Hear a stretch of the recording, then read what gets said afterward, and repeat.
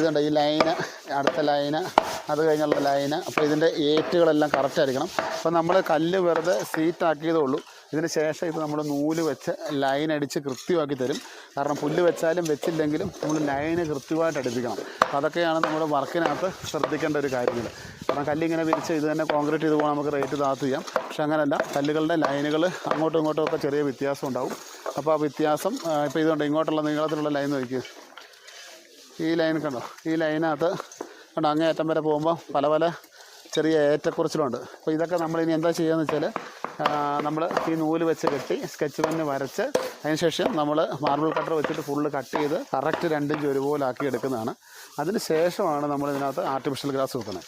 അപ്പം നമ്മൾ ഇവിടെ ഈ വർക്ക് നമ്മൾ ചെയ്യുമ്പോൾ നമ്മൾ സ്ക്വയർ ഫീറ്റ് നമുക്ക് 145 രൂപ. പക്ഷെ നിങ്ങൾക്ക് സ്വന്തമായിട്ട് പൈസ മുടക്കി കല്ല് മേടിച്ച് ലേബറെ വെച്ച് ചെയ്യുവാണെങ്കിൽ നമുക്കൊരു 10 രൂപ അതിനകത്ത് സേവ് ചെയ്യാം. കാരണം വെച്ചാൽ നമുക്ക്